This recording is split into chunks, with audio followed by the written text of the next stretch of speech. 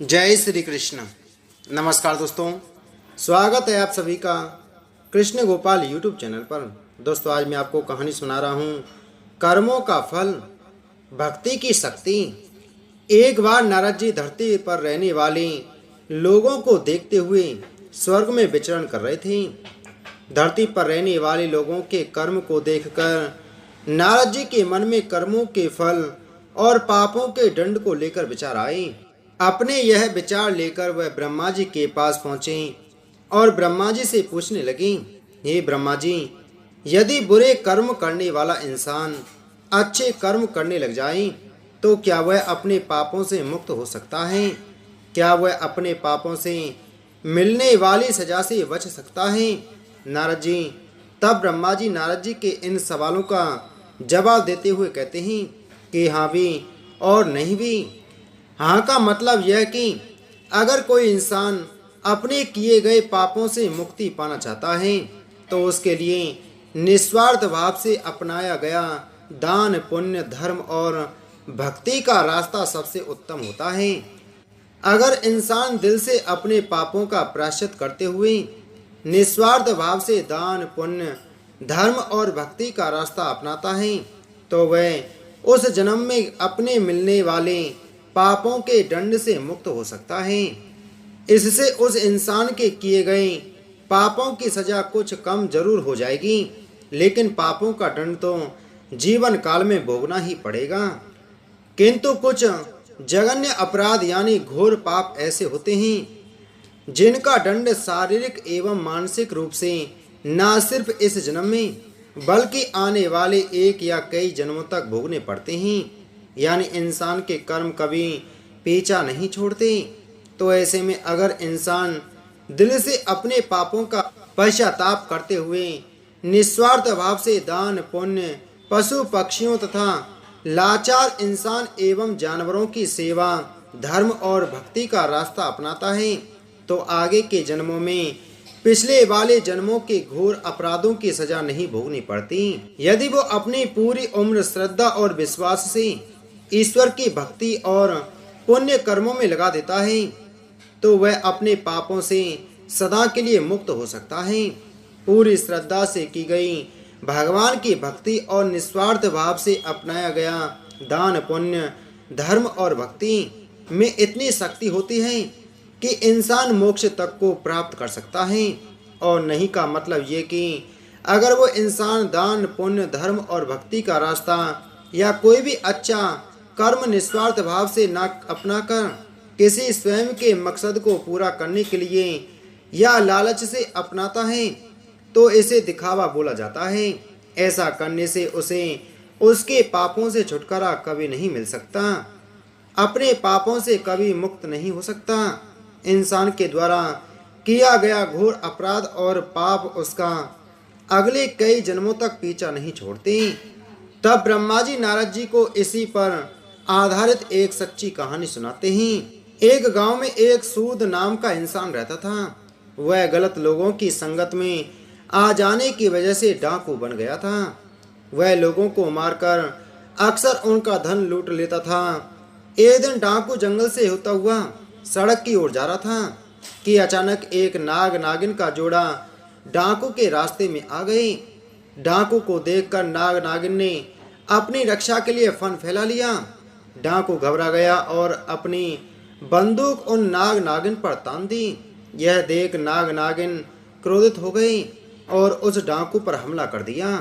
डाकू अपनी जान बचाने के लिए 2 कदम पीछे हटता हुआ नागिन पर गोली चला दी।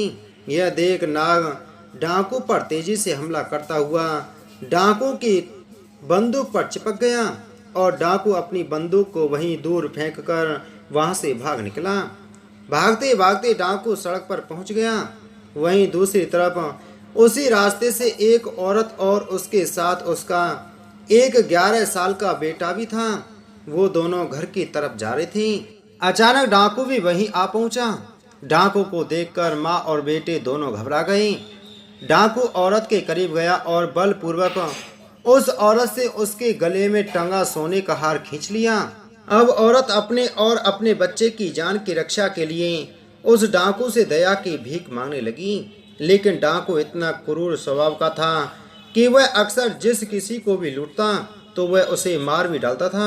इसलिए डाकू पर उस औरत की बातों का कोई असर नहीं हुआ और फिर उसने औरत को तेज धार वाले चाकू से मार मार कर बुरी तरह से घायल कर दिया। यह देख बच्चा क्रोध से तिलमिला उठा और पत्थर उठाकर जोर से डाकू के सर पर दे मारा। डाकू के सर से खून निकलने लगा। डाकू ने उस बच्चे को भी चाकू मार दिया और वहां से भाग गया। चीख चिल्लाहट को सुनकर आसपास के गांव के लोग वहां पहुंच गए। वो उस महिला और बच्चे को तुरंत वैद्य के पास ले गए। फिर माँ और बेटा दोनों बच गए। उधर डाकू भागता हुआ फिर से जंगल की तरफ चला गया। बहुत थक जाने की वजह से डाकू वहीं आराम करने लगा। दूसरी तरफ नाग डाकू का पीछा करते हुए वहीं डाकू के पास पहुंच गया। नाग या नागिन कभी भी अपने दुश्मन का चेहरा नहीं भूलते। डाकू सो चुका था और इधर नाग अपनी नागिन की मौत का बदला लेते हुए डाकू के पैर को डस लिया। डाकू दर्द से झटपटाता हुआ वहीं मर गया। यह सारी घटना यमपुरी में बैठे हुए चित्रगुप्त और यमराज जी देख रहे थे। डाकू के मरते ही यम के दूत यमलोक से धरती पर डाकू की आत्मा को लेने आते हैं। वह डाकू की आत्मा को यमलोक ले जाते हैं। यमलोक में चित्रगुप्त जी अपनी किताब में डाकू के द्वारा किए गए सभी कर्मों और पापों का लेखा जोखा देखते हुए उसे उसके पापों की सजा सुनाते हैं। डाकू की आत्मा को बहुत सारी यातनाएं दी जाती हैं। इसके बाद चित्रगुप्त जी डाकू की आत्मा को बोलते हैं कि जिस 11 साल के बच्चे को तुमने चाकू से मारा था उस पाप की सजा भोगने के लिए तुम्हारा फिर से धरती पर जन्म होगा और एक पंडित के घर होगा जहां तुम सिर्फ 11 साल तक ही जीवित रहोगे। दूसरी तरफ एक गांव में एक पंडित रहता था जिसकी पत्नी को 10 साल से कोई भी औलाद नहीं हुई थी। पंडित भगवान भोलेनाथ का बहुत बड़ा भक्त था। वह रोज भोले बाबा की पूरे श्रद्धा विश्वास से पूजा अर्चना किया करता था। इसके अलावा वह गरीबों और साधु संतों को भोजन भी करवाता था। एक दिन भगवान शंकर पंडित जी की सच्ची भक्ति और पुण्य कर्मों से प्रसन्न होकर पंडित को दर्शन देते हैं। पंडित भगवान शंकर के दर्शन पाकर बहुत प्रसन्न हुआ। भगवान शंकर बोलते हैं, मैं तुम्हारी सच्ची भक्ति से बहुत प्रसन्न हूँ, बोलो क्या वरदान दूं तुम्हें। पंडित एक पुत्र की मांग करता है। भगवान शंकर तो अंतर्यामी थे।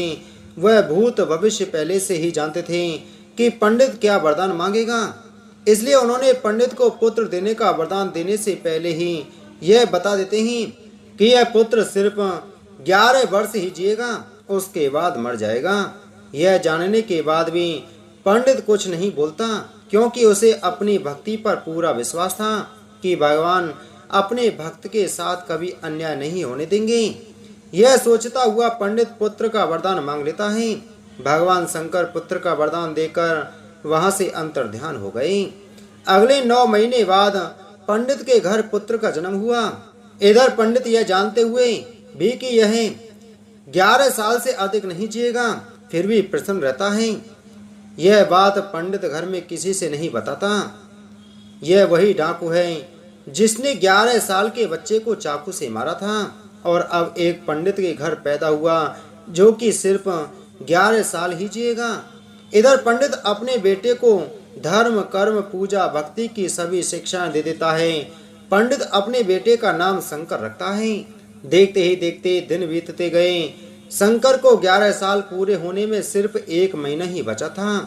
पंडित शंकर के मामा को तुरंत घर बुलवाते हैं और खूब सारा धन देकर काशी जाने को कहते हैं।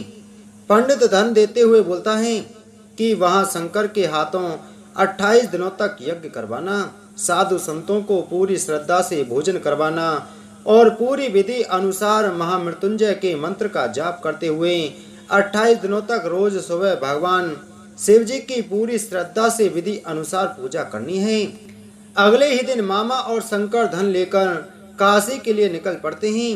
काशी पहुंचते ही मामा और शंकर वो सब करना शुरू कर देते हैं जैसा कि पंडित ने बताया था। ठीक 28वें दिन शंकर की हालत अचानक खराब हो जाती है। शंकर के मामा शंकर को आराम करने के लिए अंदर भेज देते हैं। शंकर के मामा जब सब साधुओं को भोजन करवा के शाम को शंकर के पास वापस लौटते हैं तो शंकर मर चुका है। यह देख शंकर के मामा जोर जोर से रोने लगते हैं।